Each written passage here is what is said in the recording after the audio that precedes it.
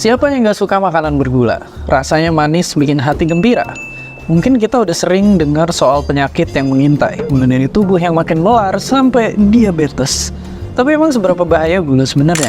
Pria seberat 800 pound atau 360 kg ini hampir mati karena obesitas, dan perubahan yang dilakukan sangatlah drastis. Casey King, pria berusia 34 tahun dari Amerika, menghabiskan hidupnya di atas kasur karena kecanduan bermain game. Selama bertahun-tahun, dia memulai harinya dengan bangun jam 12 siang, menonton TV, bermain game, makan tak terkendali, dan kembali tidur. Akibatnya, dia mengalami obesitas dan komplikasi, sehingga dia sulit untuk beraktivitas. Akhirnya, dia berusaha untuk merubah hidupnya dengan melakukan operasi bariatrik dan menjalani hidup sehat. Dan inilah penampilan Casey setelah turun 270 kg. Gemuk tanda makmur, pertanda bahagia katanya. Emang masih bisa bahagia ya kalau sakit-sakitan? Untuk yang baru bergabung, perkenalkan, saya Megawati. Saya adalah seorang apoteker yang juga pernah melanjutkan studi di bidang psikologi, dan saya memiliki ketertarikan dalam gaya hidup sehat, serta edukasi masyarakat. Kali ini kita akan kupas tuntas mengenai dampak jangka pendek, menengah, dan panjang konsumsi gula berlebihan terhadap tubuh kita. Banyak sekali dampak kesehatannya, mulai dari obesitas, diabetes, NAFLD, dan sebagainya. Simak video ini sampai akhir karena materi ini penting sekali. Siapa tahu ini adalah titik balik Anda dan Anda bisa jadi penyelamat diri Anda sendiri dan keluarga. Indonesia darurat gula. Ini dampaknya ke kesehatan. Direktur Jenderal Pencegahan dan Pengendalian Penyakit Kemenkes, Dr. Maksi Rein Rondonuwu, mengatakan konsumsi gula berlebih baik dari makanan atau minuman beresiko tinggi menyebabkan masalah kesehatan seperti gula darah tinggi, obesitas, dan diabetes mellitus. Data survei konsumsi makanan individu atau SKMI tahun 2014 menunjukkan bahwa 29,7% masyarakat Indonesia atau setara dengan 77 juta jiwa mengkonsumsi gula garam lemak atau GGL melebihi batas yang dianjurkan, di mana batasan konsumsi GGL disesuaikan dengan pedoman WHO dan sudah diatur dalam Permenkes nomor 30 tahun 2013 yang diperbarui dengan Permenkes 63 tahun 2015, yaitu batas gula 50 gram per hari atau 4 sendok makan, garam 5 gram per hari atau 1 sendok teh, dan lemak 67 gram per hari atau 5 sendok makan. Minuman berpemanis dalam kemasan atau MBDK menjadi sumber utama asupan gula berlebih, dan Indonesia menjadi salah satu negara dengan konsumsi MBDK tertinggi di Asia Pasifik. Obesitas. Prevalensi obesitas di Indonesia terus meningkat.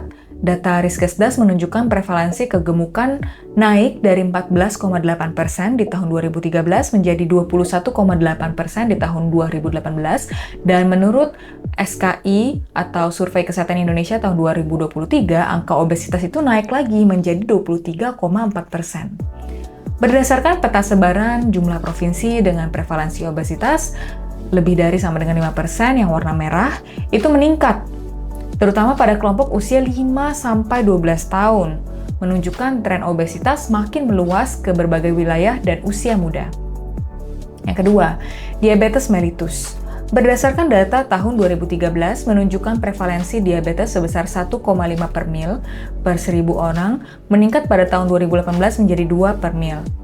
Dilansir dari International Diabetes Federation atau IDF, 2025 diperkirakan sekitar 20,4 juta orang dewasa di Indonesia usia 20-79 tahun hidup dengan diabetes di tahun 2025, menjadikan Indonesia berada di peringkat kelima tertinggi di dunia dalam jumlah penderita diabetes.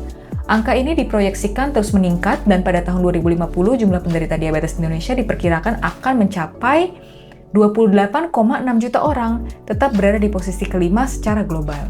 Data ini belum termasuk penyakit lainnya, seperti jantung koroner, stroke, lemak pada hati atau NAFLD, dan sebagainya. Udah tahu bikin penyakitan, kenapa kita tetap nggak bisa berhenti makan manis? Kita semua udah tahu kalau konsumsi gula berlebihan itu bisa bikin obesitas, diabetes, gangguan hati, bahkan bikin kulit cepat tua. Tapi kenapa sih kita tetap susah banget berhenti makan makanan yang manis-manis? Jawabannya bukan soal niat atau disiplin. Ini juga soal mekanisme biologis yang terjadi dalam tubuh kita.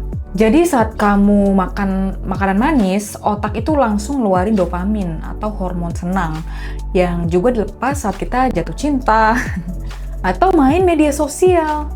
Artinya gula ini bikin nagih, sama kayak narkoboy ringan dalam hal cara kerja dopaminnya. Nah, terkait evolusi, zaman nenek moyang kita dulu kan juga makanan manis itu langka. Buah-buahan matang itu sumber energi yang cepat. Jadi otak kita itu secara evolusioner itu belajar kalau ada makanan manis, makan sebanyak-banyaknya, mumpung ada. Masalahnya sekarang gula kan udah ada di mana-mana, tapi otak kita ini masih pakai software yang lama. Kemudian juga ada industri makanan yang emang niatnya bikin kita ketagihan gitu ya. Mereka nggak cuma pakai gula, tapi juga kombinasi gula, lemak, garam, enak banget pokoknya. Dan tekstur yang dirancang khusus untuk bikin makanan itu tuh hyper palatable namanya. Jadi terlalu enak buat ditolak. Mau bukti? Coba aja bandingin rasa potato chips dan es krim salted caramel. Kesukaanku salted caramel gitu ya. Dengan kentang rebus. Yang satu bikin kamu pingin lagi, dan yang satu lagi ya sehat sih, tapi ya nggak ngangenin gitu loh. Lingkaran setan gula. Makin sering makan manis, tubuh jadi kebal terhadap dopamin. Akhirnya butuh dosis lebih tinggi buat dapat rasa puas yang sama. Dan kalau nggak dapat, kita bisa jadi cranky, lemas, atau bahkan anxious. Jadi apa solusinya? Bukan sekedar bilang, udah jangan makan gula, tapi sadari bahwa craving itu normal secara biologis. Jadi coba ganti cemilan dan minuman manis ultraproses dengan buah asli atau dark chocolate dengan tetap memperhatikan batas konsumsi harian. Dan penuhi juga nutrisi dengan makanan whole food agar terasa kenyang lebih lama dan tidak ada space untuk cemilan. Perbaiki kualitas tidur, ini penting banget teman-teman, kualitas tidur dan manajemen stres. Karena itu juga bisa picu craving. Terapkan mindful eating, terus latih dan edukasi diri terkait healthier food choices. Kita nih nggak lemah teman-teman. Kita cuma manusia yang hidup di dunia serba manis dengan otak kita ini masih di zaman purba. Tapi dengan sadar dan strategi kecil, kita bisa ambil alih kemudi lagi. Kalau kamu nggak bisa mengendalikan dirimu, orang lainlah yang akan mengendalikan kamu. Kamu menjadi mangsa atau target empuk untuk dikendalikan oleh iklan dan industri makanan modern. Jadi, gula harus dihindari atau cuma dibatasi? Terkait hal ini, jawabannya sudah saya susun di video sebelumnya. Silahkan dicek ya. Oke, sekian informasi yang saya sampaikan. Intinya, semua ini terjadi di tengah konsumsi MBDK, minuman berpemanis dalam kemasan yang tinggi, dan tren obesitas atau diabetes yang makin mengkhawatirkan di Indonesia. Video ini merupakan lanjutan dari seri gula lainnya. Silahkan ditonton dulu ya. Setelah video ini, minggu depan kita akan bahas tentang pemanis buatan. Saya butuh bantuan Anda nih, kira-kira topik apa ya yang mesti dibahas selanjutnya? Tolong tulis di kolom komentar, contohnya, Mac bahas cara aman untuk yang intoleransi laktosa dong, tapi pingin tetap minum produk susu. Nah, itu nanti akan saya baca satu persatu, dan saya buatkan videonya sesuai dengan request Anda. Karena Anda semua adalah bos saya. Kita sama-sama tahu ya bahwa informasi kesehatan akurat itu mahal nilainya. Di sini saya berikan gratis loh, oleh karena itu dukung saya agar dapat terus berkarya dengan menekan tombol subscribe dan aktifkan lonceng notifikasi agar kalian juga tidak ketinggalan konten edukatif berikutnya. Kreator baru seperti saya butuh sekali dukungan Anda.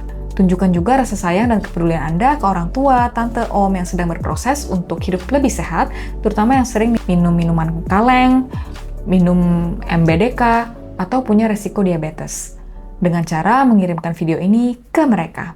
Sampai jumpa di video selanjutnya. Stay informed, stay healthy. Bye-bye.